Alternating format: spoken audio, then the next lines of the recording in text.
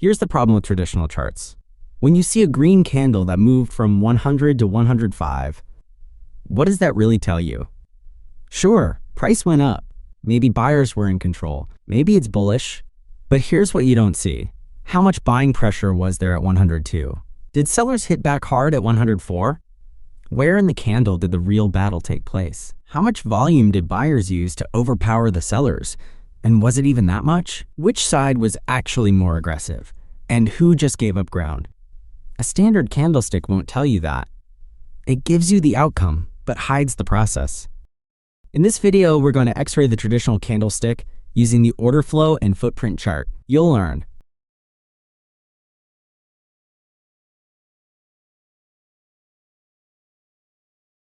What is order flow?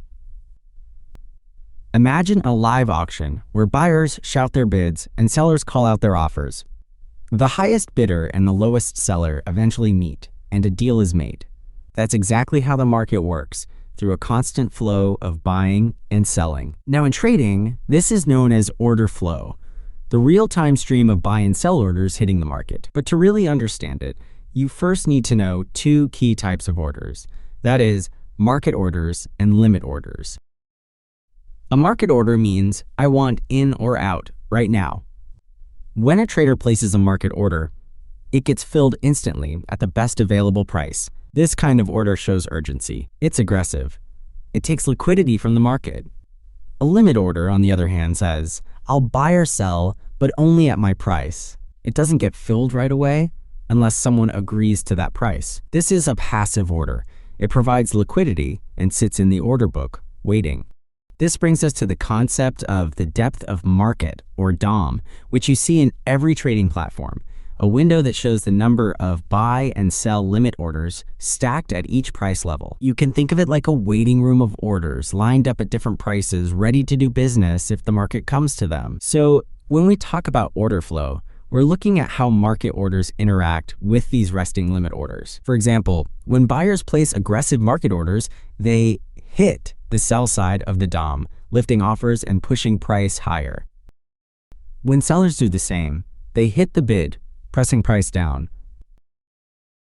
Understanding this interaction, who is hitting the market and how the resting orders respond, is the heart of order flow analysis. It helps you see who's pushing, who's absorbing, and where the pressure is building. And here's something even more important. Order flow is the fundamental primary source of the raw data from which candlestick charts, footprint charts, and most technical indicators are derived. It's like order flow is the market's native language. We translate that into different languages.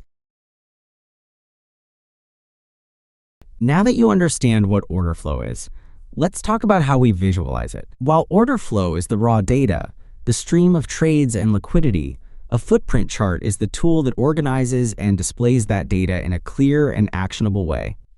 It transforms the noise into a visual story. Think of it this way. Order flow is like the heartbeat of the market. It shows you what's happening second by second. Footprint charts are the heart monitor. They record and structure that information inside every single bar. Instead of just seeing that a 5-minute candle closed green, the footprint chart tells you how it got there, or buyers stepped in, or sellers absorbed, and whether that move had real force or just a lack of resistance. Since you're just starting out, there's something important to understand about footprint charts. They're not usually free. Footprint data comes from the raw order flow, and it takes special tools to display it. Most platforms that offer footprint charts, like ATAS, TradingView, charge for that access. And that's fair, because it's professional-grade information. But here's the good news. ATAS offers a free version with limited access. It gives you 15-minute delayed data, which is more than enough when you're learning. You can see the charts, play with the tools, and understand how everything works without paying a cent. So don't worry about paying up front. Use the free version to practice. Once you're confident and ready to trade live, you can decide whether it's worth going for a paid plan. Before we jump into analyzing a specific bar, it's important to understand what exactly makes up a footprint bar and how to read it clearly, step by step. Think of a footprint bar like an X-ray of a traditional candlestick. Instead of just showing you the open, high, low, and close, it exposes everything that happened inside that candle at every price level. At the core of every footprint bar are price levels. Each row in the bar corresponds to a price where trading took place during that time period. At each of these price levels, you'll typically see two numbers. On the left, the number of contracts sold at the bid, and on the right, the number of contracts bought at the ask. This gives you a precise view of how aggressive each side was at that moment. If more contracts are being bought at the ask, buyers are in control. If more are sold at the bid, sellers are pressing. Next, we consider delta. This is the net difference between buying and selling at each level or within the entire bar. It's a quick way to understand which side had more initiative. Positive delta means aggressive buying. Negative delta means selling dominated. The good news is that you don't have to calculate this manually. The system does it for you. Most platforms, including ATAS, will automatically display delta values if you enable the setting. Just go into your chart configuration and switch the display type to delta, and you'll instantly see how buying and selling differ at each price. We'll explore delta in much more detail in the next module, but for now, just know that it's your key to seeing the balance of power between buyers and sellers, not just the end result, but the effort it took to get there. Then there's the point of control, POC, the price level inside that bar where the most volume was traded. It's calculated by summing the volume on both the bid and the ask side at each price, and the price with the highest combined volume becomes the POC. This is usually highlighted or marked, depending on your software settings. The POC often acts as the center of gravity for the bar, a zone of balance or heavy interest. You'll also notice how some price levels are stacked with much higher volume than others. We call these volume clusters, also commonly referred to as high volume nodes, HVNs. They are essentially the same concept. These areas often represent levels where significant market participation occurred, usually by larger players or institutions. Because of this, they tend to act as areas of interest in future price action, often serving as support or resistance. In contrast, thinly traded areas within the bar, called volume gaps or low volume nodes LVNs, suggest zones with little interest or fast movement. Price tends to pass quickly through these when revisited. Another important visual cue is color intensity or shading. Most platforms use color gradients to reflect volume density. Brighter or bolder colors typically mean heavier trading activity at that price. This makes it easy to scan the bar and instantly identify where the most action occurred. We should also look for imbalances, when one side traded significantly more volume than the other at the same price level. For example, if buyers bought 480 contracts at the ask, while only 120 contracts were sold at the bid, this is a clear buy-side imbalance. Many platforms highlight these with special color marks, and they give clues about directional pressure and possible continuation. Finally, zero print or empty price level. This is when no trades occur at a certain price, often shown as a blank space or hollow area on your chart. These empty zones usually indicate a fast move with minimal participation, typically driven by aggressive momentum. You'll often spot them during breakouts or news reactions when price quickly skips through levels with no one willing to trade.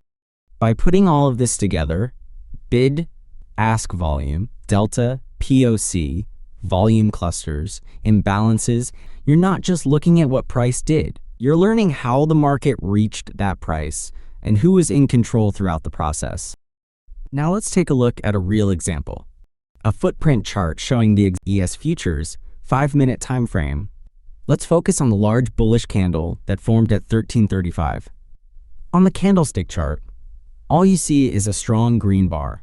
It opened low and closed high. That tells us price moved up. Now look at the same candle on the footprint chart. This is where things get interesting. Every price level inside that 5-minute candle is broken down into two key numbers. On the left, you see the number of contracts that were sold at the bid, aggressive sellers. On the right, you see the number of contracts that were bought at the ask, aggressive buyers. What we notice here is there's a clear stack of large buy volumes at multiple price levels, especially around the middle of the footprint, say 6,240.5 and 6,241. This tells us buyers were not just present, but aggressive. These levels are important to watch. When the price retraces back to these levels, buyers may step in again, which it does in the following chart. Imagine you are scalping with a footprint chart. Say you buy at the POC, thinking that the price will surely bounce back from here. Where will you place your stop loss? You also know that just below the POC, there's a volume cluster with lots of buyers stepping in. Obviously, you will place your stop loss below that level. Right, this makes you confident in your trade. Compare that to what the candlestick told us.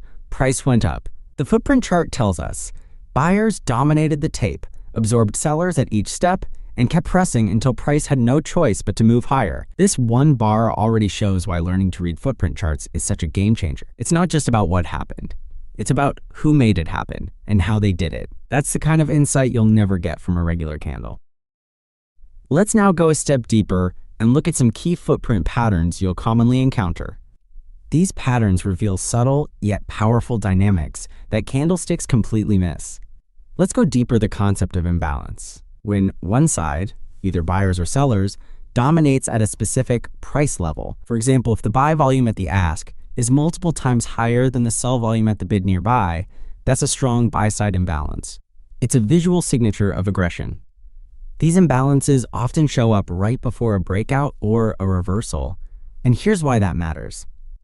In the case of breakouts, imagine buyers aggressively lifting the offer at a resistance level. When you see repeated buy imbalances stacking up, meaning significantly more contracts are being bought at the ask than sold at the bid, it's a sign that the passive sellers sitting at resistance are getting overwhelmed. Once those sell limit orders are absorbed, there's little left in the way to stop buyers. With resistance broken, price often accelerates through the level. The same concept applies in reverse for breakdowns at support.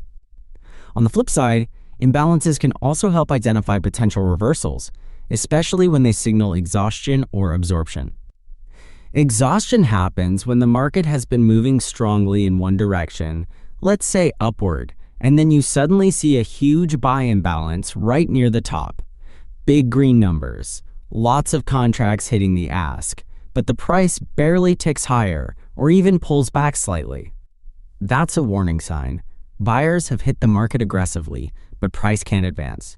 It usually means all the demand has been used up, and what's left is passive supply, waiting to absorb those orders. This can lead to a sharp reversal.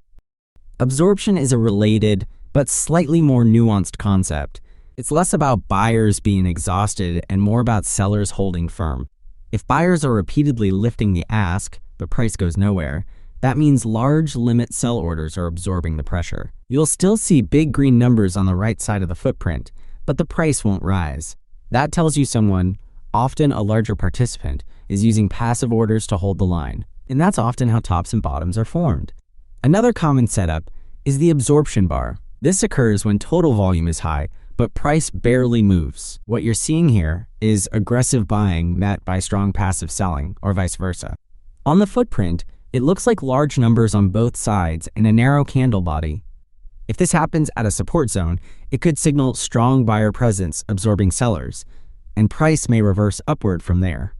In contrast, exhaustion spikes are moments when volume surges at the extremes of a move, but price doesn't extend. For instance, imagine a strong bullish candle that ends with huge buy volume at the top, but the next bar stalls or reverses. This often means all buyers have stepped in, and no further demand is left. It's a classic sign of potential reversal. Occasionally, you might come across a bar with double distribution, two separate peaks of volume in one candle. This usually shows up as a bimodal shape, like two humps in the volume profile. It often signals indecision or a temporary range developing within the bar. Lastly, watch for tail prints. When you see a volume cluster concentrated at the extreme top or bottom of a bar, often in the wick, it shows price was tested and firmly rejected. For example, if there's a big red cluster at the bottom wick, it may suggest sellers tried to push lower but were absorbed by buyers, a potential reversal signal. Let's start with a simple question. Who's been more aggressive, buyers or sellers? Delta gives us that answer in real time. In order flow, delta refers to the difference between buying and selling volume. At the bar level, it's calculated as buy volume minus sell volume. A positive delta means more contracts were bought at the ask, showing buyers were in control. A negative delta means more were sold at the bid, sellers dominated. You'll often see this labeled as bar delta, but there's also a broader view called cumulative delta, or CVD. This is the running total of delta across multiple bars, giving you a longer-term view of pressure building up. You can see the delta at the bottom of the screen. It's like tracking who's been winning the tug of war, and by how much. Most platforms, including ETAs, make this easy. You can enable delta or CVD from the settings, and the system will calculate it automatically for each bar and across time. Whether shown as a number inside the bar or as a separate plot like a line or histogram, delta tells the story of intent behind every move. Now here's where delta becomes incredibly useful. Firstly, delta divergence. Let's say price makes a new swing high, but delta is weaker than before, fewer contracts being bought at the ask. That's a classic bearish divergence. Price went higher, but the buying effort behind it was weaker. It suggests momentum is fading and could precede a reversal. Or consider the opposite, a bullish divergence. Price dips to a new low, but delta is less negative than on previous lows. This often hints that sellers are backing off, and buyers may be quietly stepping in. These divergences are subtle but powerful. Delta also helps identify exhaustion and absorption more clearly. For example, if you see a bar with a large positive delta, but price barely moves, it could mean that all those aggressive buys were being met by strong passive sellers. That's absorption. On the flip side, if you see a huge delta spike, like a very high delta relative to the bar's size, it might signal exhaustion, especially if the next bar reverses. Watching cumulative delta alongside price can also give you context. In a healthy uptrend, CVD should rise with price. If price keeps climbing but CVD flattens or drops, that's a red flag. Similarly, if price stalls but CVD starts pushing higher, buyers may be loading up quietly, and a breakout could follow. Whether you're trading on a 5-minute chart or a 1-hour time frame, delta and cumulative delta help you understand not just where the market is, but who's driving it, and whether they're running out of steam. The footprint chart isn't magic. It's just a better way to see what's actually happening in the market. At first, it might feel overwhelming. That's normal. You're looking at the same price action as before, but now with X-ray vision. And like anything new, it takes time to get comfortable. But the more you study it, the volume at price, the delta, the imbalances, the more things start to click. You'll begin to recognize patterns. You'll start noticing when buyers are pushing with real strength, or when sellers are quietly absorbing everything thrown at them. And those little insights can make a big difference in how you enter, exit, or simply avoid trades. You don't have to master everything overnight. Just start small. Watch how one bar forms. Then watch the next. Ask yourself, who's in control here? Keep learning. Keep observing. And remember, this is a skill, not a shortcut. But if you stick with it, it's one that can completely change the way you see the market. Thank you for watching.